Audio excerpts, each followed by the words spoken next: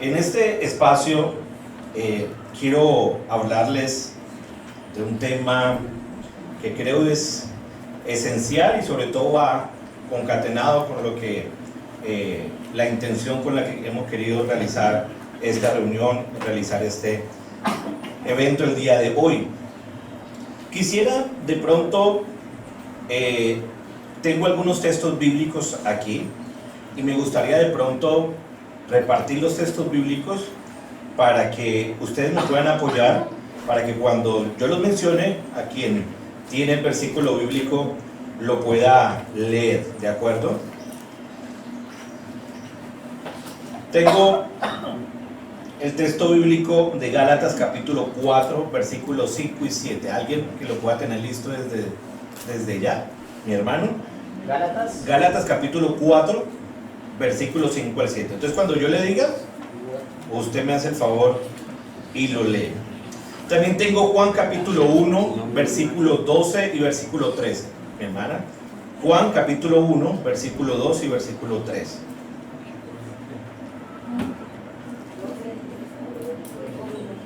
Juan capítulo 1, versículo 12, 1, 2 y versículo 13, 1, 3. Romanos 12, 10. Camilo, Romanos 12, 10. Gálatas 6, 2. Sebastián, Yul. Gracias. Primera de Pedro 4, 10. ¿Quién me hace el favor? Sebastián, entonces. Primera de Pedro 4, 10. Primera de Pedro capítulo 4, versículo 10. Colosenses capítulo 3, versículo 13. Para que te lo tenga ya listo ahí en la Biblia. ¿Quién me hace el favor? Colosenses 3, 13. 3, 13, correcto. Capítulo 3, versículo 13. 1, 3.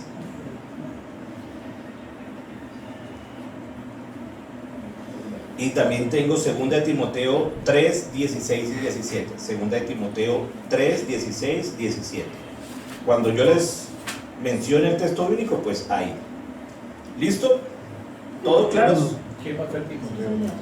Mi hermana lo va a hacer. Silvia. Silvia, hermana, sí. Bien, mis hermanos. Pues cerremos por un momento nuestros ojos y oremos al Señor por esta enseñanza. Mi buen Dios, queremos darte muchas gracias una vez más por concedernos esta oportunidad tan bella de compartir con nuestros hermanos de la vid, Señor. Gracias por ese tiempo de familiaridad, ese tiempo de comunión, ese tiempo de crecimiento también espiritual. Queremos pedirte ahora, Señor, que a través de tu Santo Espíritu tú hables a nuestra vida por medio de tu palabra y nos edifiques, Señor. En el nombre de Jesús, amén y amén. Bien, mis hermanos, el título de la enseñanza del día de hoy la he llamado como la iglesia, más que un edificio, es un hogar. La iglesia, más que un edificio, es un hogar, nuestro hogar. Y hermanos, quiero que piensen por un momento, y yo sé que ustedes van a saber inmediatamente cuál es la diferencia que existe entre una casa y un hogar, ¿cierto? Cuando nosotros nos preguntamos acerca de qué es una casa, podríamos decir que es una estructura de ladrillos, de cemento, con paredes, un techo, muebles. Pero cuando nos vamos a referir a un hogar, cuando estamos hablando de un hogar es otra cosa completamente diferente, ¿cierto?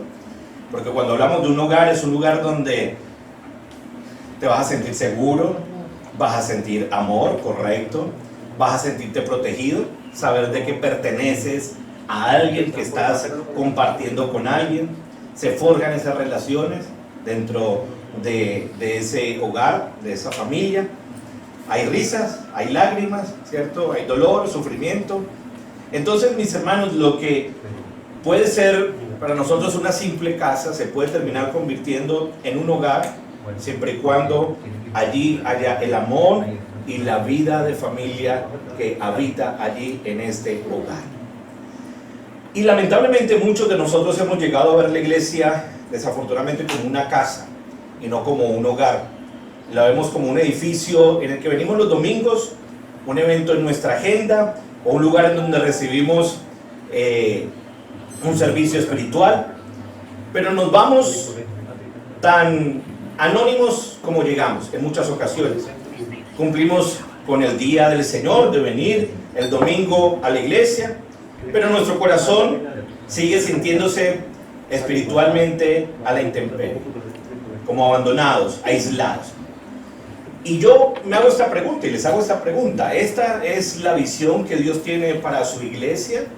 Que solamente sea un día de reunión el domingo y ya yo continúo mis actividades y cada uno en sus asuntos personales, y el domingo miramos y nos vemos otra vez y nos saludamos y nos preguntamos cómo estuvo la semana. ¿Ese es la visión que Dios tiene para su iglesia?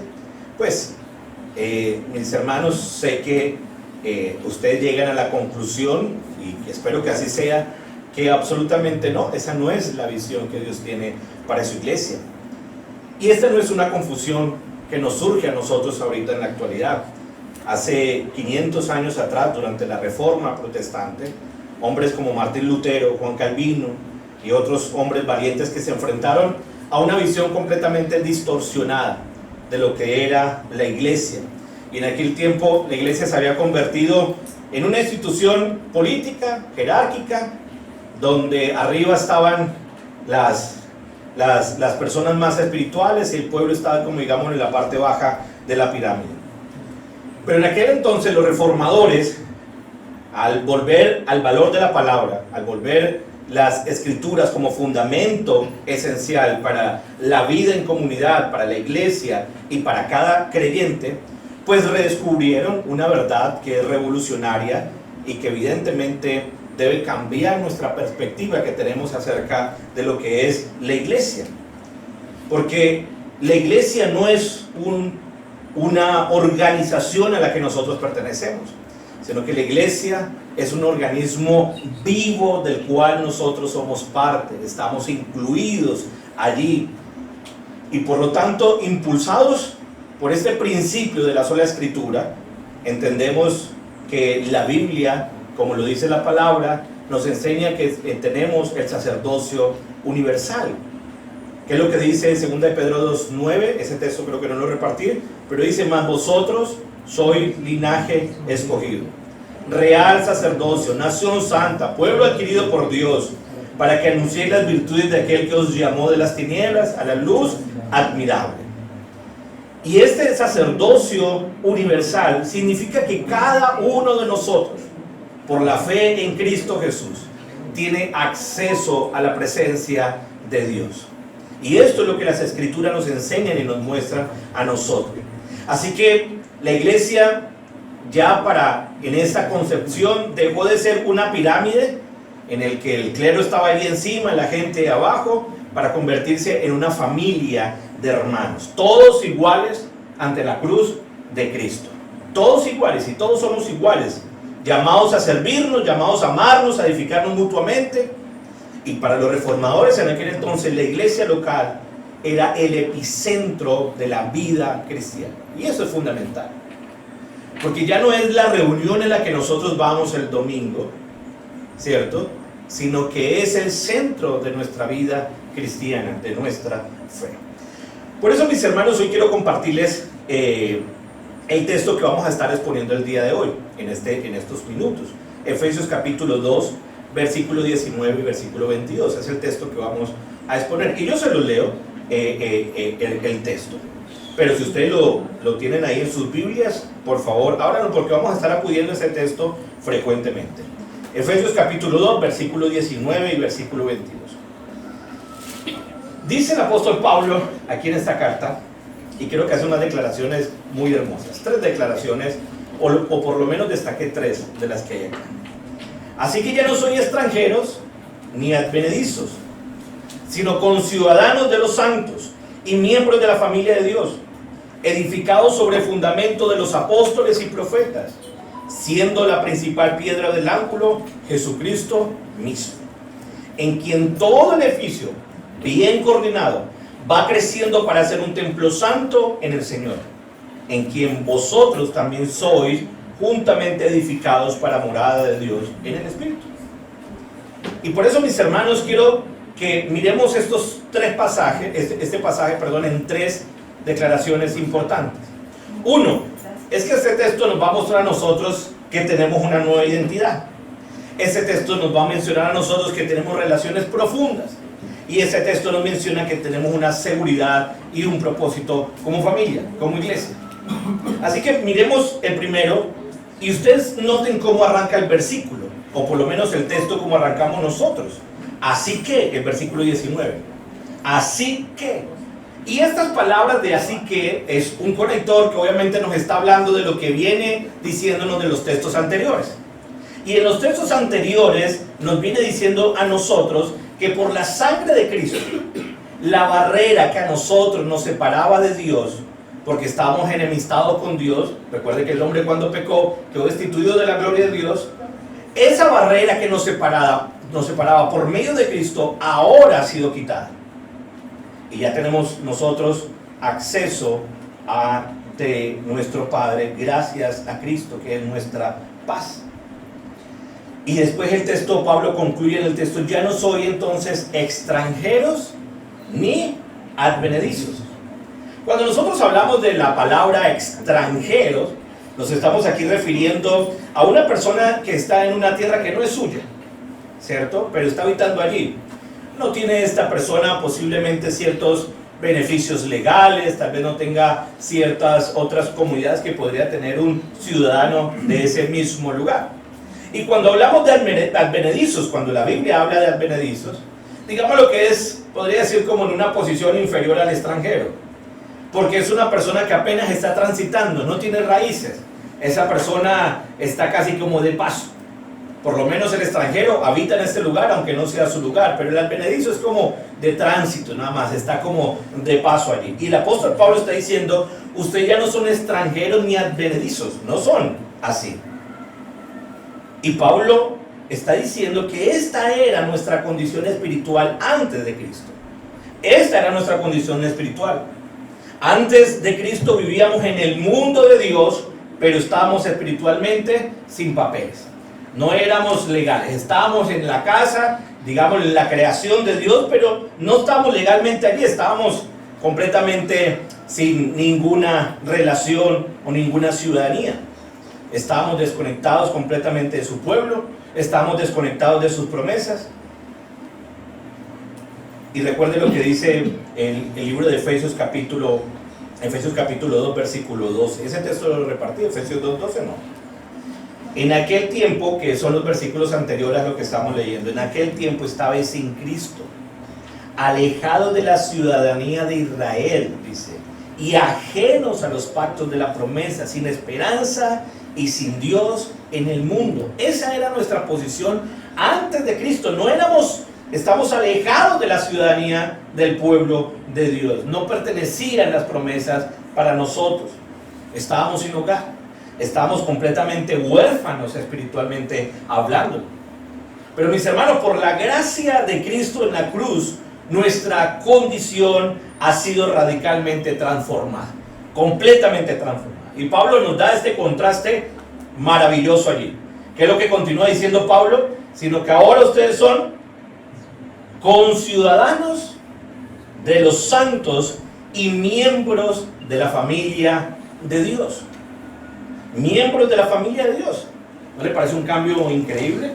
Ustedes antes eran extranjeros, advenedizos, ¿cierto? No tenían identidad, no tenían relación alguna, pero ahora ustedes son conciudadanos de los santos y miembros de la familia de Dios. Pasamos de no tener ningún derecho a tener una ciudadanía celestial ahora. De ser sencillamente unos forasteros sin rumbo a ser miembros plenos de la familia de Dios. Imagínense por un momento, mis hermanos, a un niño que ha vivido toda su vida en un orfanato. No tiene un apellido que le dé identidad, no tiene una herencia que esperar, no tiene nadie quien pueda llamar papá o mamá. Cada día es una lucha por la supervivencia, con un profundo sentimiento de no pertenecer a ningún lugar ni pertenecer a ninguna persona. Pero de pronto en este orfanato un día llega una pareja, lo ven, lo aman y deciden adoptar a este niño. Lo llevan ante un juez, firman papeles y en un instante todo cambia y cambia para este niño. Legalmente este niño ahora es su hijo, recibe su apellido, se convierte en heredero de todo lo que ellos poseen. Pero lo más importante no es lo legal en este asunto, sino que es que ahora este niño tiene un hogar, ahora tiene un cuarto, ahora tiene una familia quien lo va a amar y él se va a sentir amado y protegido. Y esto es exactamente, mis hermanos, lo que Dios ha hecho con nosotros en Cristo Jesús. Nos ha adoptado a nosotros para que seamos hijos suyos. Gálatas capítulo 4, versículo 5 y 7. ¿Qué dice mi hermano? Para rescatarnos a los que estábamos bajo esa ley y concedernos gozar de los derechos de hijos de Dios. Y porque ya somos sus hijos, Dios mandó el Espíritu de su Hijo a nuestros corazones, y el Espíritu clama, Abba Padre. Así pues, tú ya no eres esclavo, sino hijo de Dios. Por ser hijo suyo, es voluntad de Dios que seas también su heredero. Maravilloso, ¿no? Mis hermanos, ya no somos extranjeros. Si hemos sido adoptados como hijos, yo me hago una pregunta. ¿Por qué vivimos en la casa de nuestro Padre como si todavía fuéramos huérfanos? Muchos vienen a la iglesia a veces sintiéndose como invitados. Se sientan a veces en la última fila, no digo necesariamente que sea de manera estricta ahora, pero apenas termine el servicio, se van tan pronto termine la reunión, ¿no? Ellos, este grupo de personas, evitan el compromiso, evitan la relación, vincularse con otros, viven de alguna manera como advenedizos espirituales, siempre de paso, no echan raíces. ¿Y sabe qué es lo que eso revela? Que tal vez no hemos entendido la profundidad de nuestra identidad que tenemos en Cristo Jesús. Y el primer paso para valorar y amar a la iglesia como nuestro hogar es aceptar que aquí pertenecemos a esta familia. Y pertenecemos no por nuestros méritos, no porque seamos perfectos, no porque seamos muy buenos hijos, sino porque el Padre nos ha adoptado a cada uno de nosotros por el mérito de Cristo. Y ahora somos sus hijos. Y el Espíritu Santo testifica en nuestra vida que así lo somos. Así que yo le pregunto a mi hermano en este punto preciso: ¿usted se ve a sí mismo como un miembro pleno de esta familia? ¿O usted sigue pensando y actuando como un extranjero? Y yo le animo a que dejes de mirar la iglesia desde afuera. Deja de pensar en que ellos tienen que hacerte sentir bienvenido a ti. No, mis hermanos, por la sangre de Cristo ya tú eres parte de esta familia. Y lo mejor que puedes hacer es que abrace tu identidad como hijo de Dios si has venido en la fe en Cristo Jesús.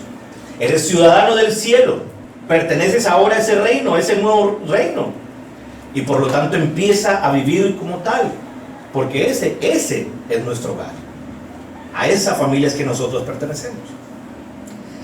Pero mire lo segundo que el apóstol Pablo nos va a decir. Porque si la primera verdad que nos dijo Pablo, que es nuestra identidad, ¿cierto?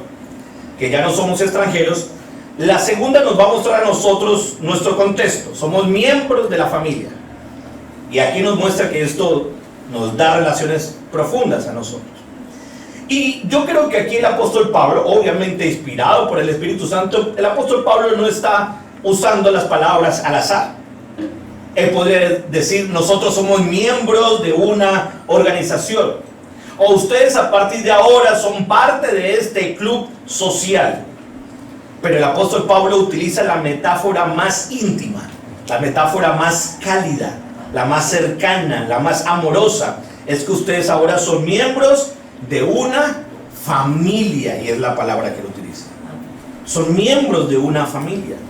Y esto cambia radicalmente cómo nosotros debemos ver la iglesia y cómo deberíamos nosotros relacionarnos los unos a los otros, ser conciudadanos, como vimos en el punto anterior. Y esto habla, mis hermanos, de nuestros derechos, de nuestra pertenencia legal, pero ser miembro de una familia habla de ese parentesco de sangre que tenemos con otros hermanos. Nosotros tenemos una familia en la que tenemos un parentesco de sangre biológica. Decimos, este es mi hermano, mi tío, ¿cierto? Mi tía. Pero mis hermanos, aquí en la iglesia tenemos un vínculo mucho más fuerte que ese.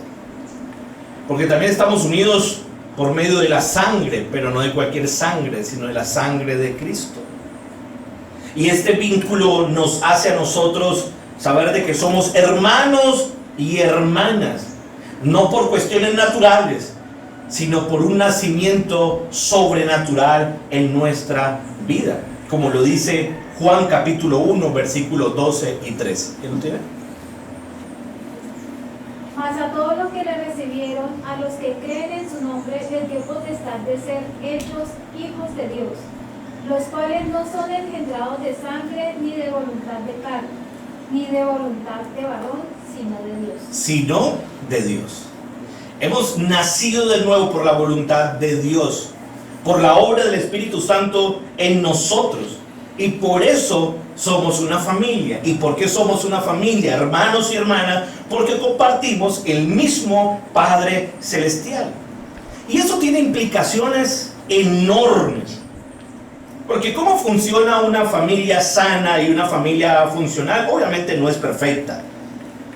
Pero permítanme mencionarles 3 dimensiones que ocurren en la familia que son vitales y que deben caracterizar a una iglesia. ¿De acuerdo? Y la primera, como muy bien lo decía hace un rato mi hermana, en una familia hay amor y hay cuidado mutuo. Y esa es una dinámica vital dentro de una familia y por lo tanto es una dinámica vital dentro de la iglesia. Nosotros nos cuidamos mutuamente, nos amamos. Y este no es, mis hermanos, un sentimiento opcional que deberíamos tener. Vamos a ver si de pronto yo me relaciono con alguien. No, es un mandamiento principal y es la evidencia realmente de que somos sus hijos. No es un amor allí abstracto, lejano, sino que es un amor práctico, real, que se evidencia, que se muestra este amor. Romanos 12:10, ¿a alguien le entregué Romanos 12:10? ¿Camilo? Romanos 12:10. Amaos los unos a los otros con amor fraternal, en cuanto a honra, refiriéndoos los unos a los otros. Y ese es su mandato: ámense los unos a los otros con amor fraternal. Aquí la palabra con amor fraternal, la palabra fraternal viene del griego que es Filadelfia, y Filadelfia es amor de hermano. Eres amor de hermano, amor fraternal, ámense de esa manera. Y esta es la dinámica que debe ocurrir dentro de la iglesia, que nos amemos los unos a los otros. También lo dice Gálatas 6:2, se nos da ese mandamiento. ¿Quién tiene Gálatas 6:2? Yo. Sobrellevad los unos las cargas de los otros y cumplir así la ley de Cristo. ¡Qué maravilloso! Porque cuando estamos en una iglesia y pertenecemos a una familia como esta, es que cuando alguien está pasando una crisis, la carga no es solamente suya, es de todos nosotros. Eso es una familia. Nos ayudamos, oramos, proveemos. Nosotros no decimos, ese es tu problema. No, nosotros decimos, ¿cómo podemos ayudarte en este problema? Y eso hace que una familia, esa dinámica debe ocurrir dentro de una familia. Así que, mis hermanos, debe haber amor y cuidado mutuo. La segunda dinámica que ocurre dentro de una familia es que en una familia hay responsabilidad y también hay servicio.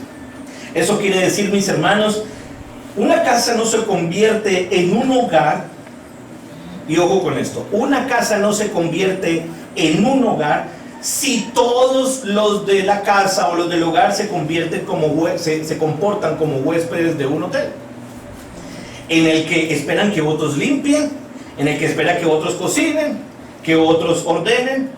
Un hogar funciona cuando cada miembro asume su responsabilidad. De la misma manera, la iglesia no es un supermercado espiritual donde tú vienes a consumir un sermón cada 8 días y escoges la mejor parte que te agradó, o que escuchas algo de música para luego irte para tu propia casa. No, es la casa de nuestro Padre Celestial y todos tenemos la responsabilidad de contribuir en esa casa. Asumimos esa responsabilidad. Es lo que dice 1 de Pedro capítulo 4 versículo 10. Dios, de su gran variedad de dones espirituales, les ha dado un don a cada uno de ustedes. Úselo bien para servirse los unos a los otros. A cada uno le ha dado un don. A cada uno nos ha dado un don. ¿Para qué? Para que se sirvan los unos a los otros. Y Dios te ha dado esos dones no para tu propio beneficio, sino que lo ha hecho precisamente para el beneficio de la familia espiritual. Alguien aquí posiblemente tenga el don de la enseñanza, otro el don de la misericordia, otro el don del servicio, otro el don de la administración.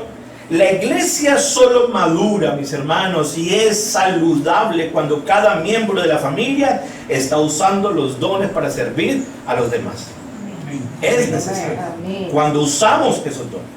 Pero la tercera dinámica que ocurre dentro de una familia, ya les dije que es amor y cuidado mutuo. La segunda es responsabilidad y servicio. Y la tercera en una familia es que hay perdón y hay paciencia. Seamos honestos, ninguna familia es perfecta. Claro, partamos de allí. Y la iglesia tampoco lo es, porque la iglesia está formada por pecadores redimidos como tú y como yo. Partamos de ese hecho. Nos vamos a fallar mutuamente. Vamos a cometer errores. Habrá malentendidos, habrán heridas, habrán ofensas. Y justamente por eso la marca de una familia que honra a Dios no es la ausencia de conflicto. Lo que allí se identifica en la marca de una familia que honra a Dios es la abundancia de gracia y de perdón. Donde abundó el pecado, sobreabundó la gracia. Y así debe ser nuestro actuar. Colosenses capítulo 3, versículo 3. Sopórtense unos a otros y perdónense si alguno tiene una queja contra otro. Así como el Señor los perdonó, perdonen también ustedes. Y nótese que cuál es el punto de referencia en cómo deberíamos nosotros perdonar a los demás hermanos. ¿Cuál es el punto de referencia? Como Cristo los perdonó, como Dios los perdonó a ustedes. De la misma manera, sopórtense. Y soporten o soportando significa tener paciencia con las imperfecciones, con las debilidades de nuestros demás hermanos. A veces hay personas, como decimos nosotros, difíciles de amar, ¿cierto? Costará, pero hay que soportarnos. Es la decisión de aprender a cancelar la deuda de esta persona, así como Cristo canceló nuestra deuda allí en la cruz. Y una iglesia que no practica el perdón no es una familia. Es sencillamente un grupo de personas que se reúnen bajo un mismo techo y punto, no más. Pero miembros de la familia se aman, se soportan, aprenden a sobrellevar esas cargas y las ofensas. Así que, mis hermanos, yo creo que tenemos que aprender a dejar de vivir como individuos aislados de la iglesia. Y yo quiero que te preguntes en este punto: ¿mi participación en la iglesia se limita a ser sencillamente un espectador? ¿O estoy activamente amando y sirviendo y perdonando a mis hermanos? Activamente. Y yo le animo a que usted tenga este desafío en su propia vida, para que pases del anonimato, ¿cierto?, a una relación. En lugar de salir corriendo al terminar el servicio, yo te animo a que te quedes un rato, pregúntele a alguien cómo estuvo tal vez su semana, escúchalo a él, tómate el tiempo para escucharlo de verdad. En lugar de criticar lo que no te gusta de la iglesia, pregúntate qué don me ha dado Dios para suplir esa necesidad. En lugar de guardar rencor con tu hermano que te ofendió, toma la iniciativa de perdonar, así como Cristo te perdonó a ti. Ser miembro de la familia de Dios, mis hermanos, es uno de los privilegios más grandes que tenemos nosotros. Y permítame mencionarle el último punto en el versículo 20 y 22. Es que en una familia tenemos nosotros seguridad y tenemos propósito en una familia. Así que Pablo aquí ya nos estableció nuestra identidad, que somos hijos, ¿cierto? Y ahora, bueno, en el segundo punto vimos que tenemos un contexto, que somos familia. Pero toda familia y todo hogar necesita fundamentos sólidos, principios, en donde se pueda establecer. Y aquí el apóstol Pablo con una maestría, yo creo, increíble, ¿no? Porque aquí Pablo va a cambiar la metáfora. Pasa de la imagen cálida de una familia, que fue el texto que vimos anteriormente, a una imagen mucho más sólida, de un edificio, que lo hace para enseñarnos qué es lo que mantiene unida una familia y cuál es nuestro propósito. Y mire cómo nos dice Pablo: edificados sobre el fundamento de los apóstoles y profetas, siendo la principal piedra del ángulo de Jesucristo. Y analicemos estos pasajes rápidamente, mis hermanos. Tenemos un fundamento que es inamovible, y aquí el apóstol Pablo dice el fundamento de los apóstoles y profetas. No está diciendo que el fundamento son los apóstoles y profetas, sino que el fundamento de los apóstoles, o sea, la enseñanza que ellos dieron, la doctrina que ellos establecieron, y esa doctrina que evidentemente es la palabra de Dios, es las escrituras. Y las escrituras tienen que ser nuestro fundamento dentro de un hogar y dentro de una familia. Y tenemos que ser edificados sobre este fundamento que ya se estableció. Porque esta palabra, como lo dice 2 Timoteo 3, 16, 17, mi hermano. 2 Timoteo 3, 16, 17. Toda la escritura es inspirada por Dios y útil para enseñar, para redarguir, para corregir, para instruir en justicia, a fin de que el hombre de Dios sea perfecto e enteramente preparado para toda buena obra. Esa es la escritura, es útil para esto. Y por eso en una familia, y no solamente la familia que tenemos vínculo de sangre biológica, sino en una familia espiritual, este es nuestro fundamento, la palabra de Dios. Y después dice el apóstol Pablo, siendo la principal piedra del ángulo, Jesucristo mismo. El fundamento es la clave de todo el edificio, es lo que sostiene completamente el edificio, es Cristo Jesús. Por lo tanto, mis hermanos, lo que el apóstol Pablo nos está diciendo es que Jesucristo es el centro, la referencia y el que mantiene todo unido. Para que la familia permanezca, es por medio de Cristo estamos unidos. Él es el que une judíos y el que une gentiles. Él es el que une a ricos y pobres. Eso es lo que me encanta, espacios como los que tuvimos hace un momento, donde estábamos sentados en la mesa sin distinción alguna, ni de clase social, ni de alguna raza, ni por ideología, sino que todos estamos allí unidos porque somos un solo cuerpo por medio de Cristo Jesús. Pero mis hermanos, si nosotros quitamos a Cristo, la iglesia empieza a desmoronarse completamente hasta convertirse en un montón de escombros. Es la razón por la cual nosotros estamos aquí. Y después dice, en quien todo el edificio bien coordinado va creciendo. Todo el edificio coordinado va creciendo. Y esta palabra bien coordinado, mis hermanos, da la idea de que se está encajando cada pieza de manera perfecta, ¿no? Cada pieza se está encajando como si fuera un rompecabezas. Así que nosotros en la iglesia no estamos amontonados allí al azar. Cada pieza está encajada de manera perfecta. Dios, el arquitecto divino, nos está colocando a cada uno. Y mis hermanos, quiero hacer precisión en esto. Dios nos está colocando a cada uno en el lugar preciso donde debemos estar. Tú y yo somos piedras vivas, como lo dijo el apóstol Pablo. Somos piedras vivas. Y nos necesitamos mutuamente para que el edificio crezca fuerte y armonioso. No podemos crecer solos, necesitamos crecer juntos.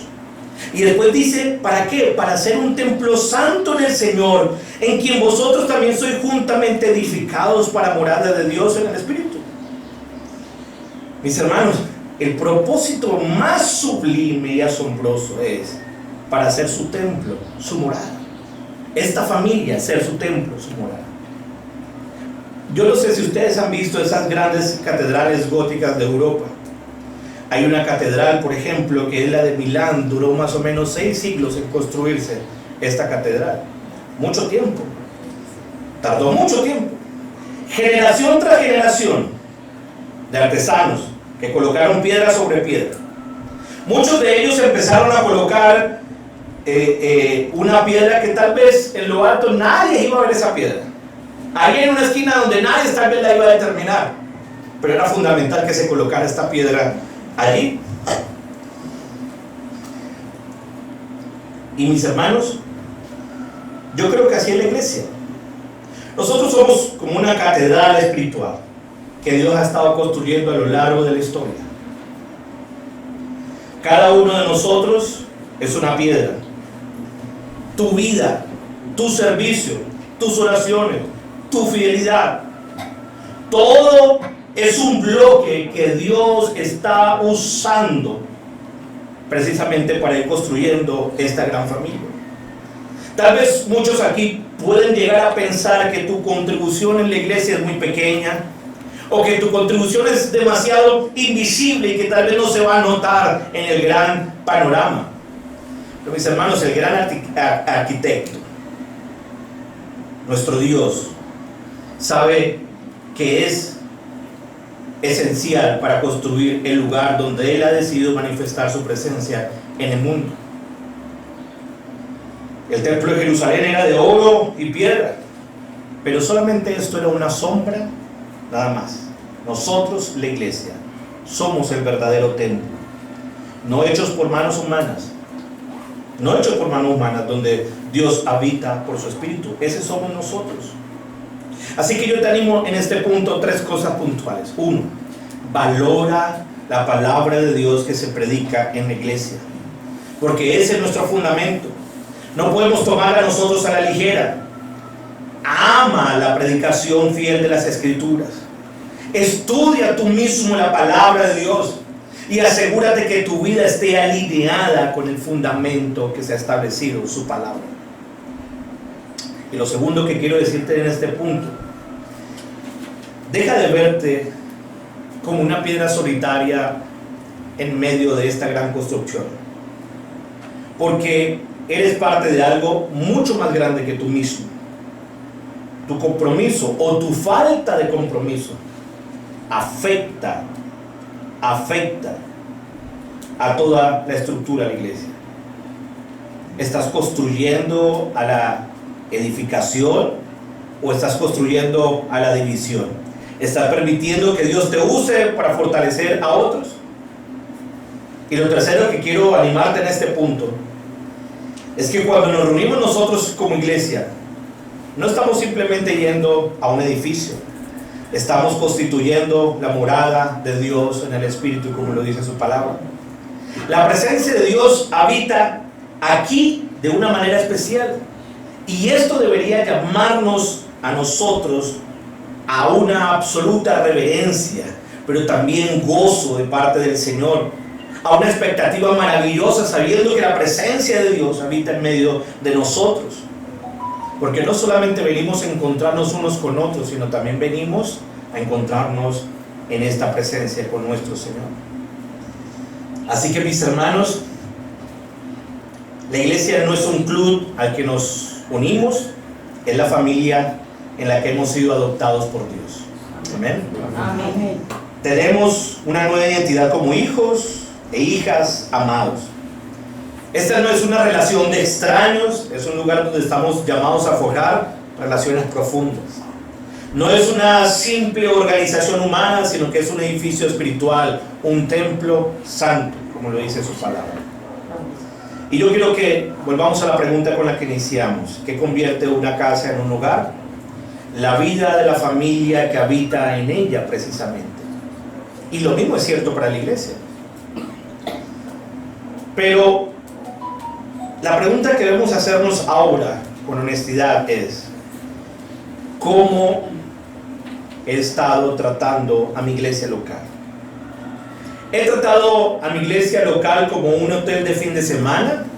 ¿Un lugar al que vengo, consumo un servicio y me voy sin dejar rastro alguno? ¿O la estoy amando, cuidando, edificando como el lugar que Dios me ha dado? Y a la luz de lo que nosotros hemos visto ahora, mis hermanos, quiero hacerles ese llamado práctico.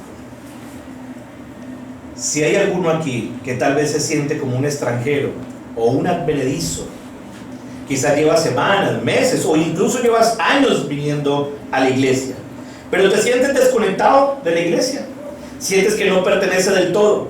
Hoy la palabra de Dios te dice que ya no eres un extraño. Por medio de Cristo, y si has venido a la fe por medio de Cristo, este es tu hogar, pero debes dar un paso para habitarlo. Y por eso yo te animo a que esta semana, como lo decía hace un rato, quédate un rato más después del servicio. No huyas después de terminado el servicio. Busca a alguien, si no le conoces, preséntate con ese alguien. Invita a algún hermano tal vez a tomar un café, conoce su historia y tal vez juntos puedan orar y ser edificados.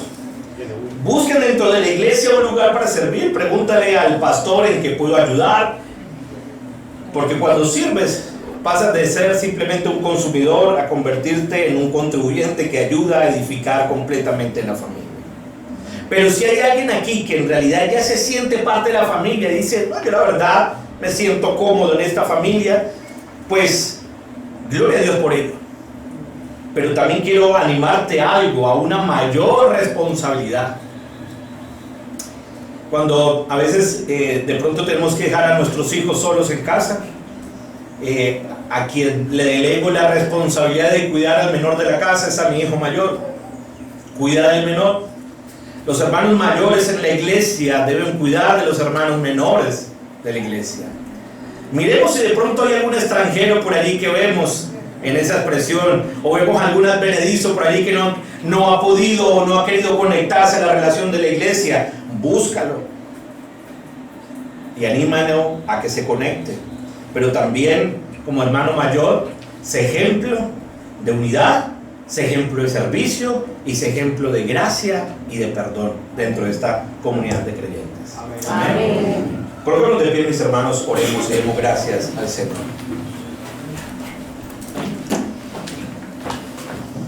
Padre amado, Señor, queremos darte muchas gracias, porque en tu inmenso amor nos has adoptado, Señor. Ya no somos huérfanos espirituales, sino que somos hijos tuyos y miembros, Señor, de tu amada familia. Perdónanos, Señor, por las veces que hemos menospreciado este maravilloso regalo, por tratar tu iglesia con cierta indiferencia. Señor Jesucristo, te damos gracias porque tú eres nuestra piedra angular, tú eres nuestro fundamento seguro. Ayúdanos a edificarnos sobre ti y sobre tu palabra. Ayúdanos a amarnos unos a otros, como tú nos has amado a nosotros. Te pedimos, Espíritu Santo, que cada vez más obres en nuestra vida. Haz de nosotros tu iglesia, una morada digna de tu presencia. Capacítanos para amarnos, para perdonarnos, para servirnos, para que el mundo al vernos pueda conocer el amor de nuestro Padre. Te damos muchas gracias en el nombre de Jesús. Amén. Somos la vid, la iglesia que Dios desea. Una iglesia centrada en la autoridad de las Escrituras, el desarrollo de buenas y sanas relaciones y cuidado pastoral. Queremos que los cristianos piensen bíblicamente y que aborden los desafíos de la vida bajo el poder del Espíritu Santo. Bienvenidos.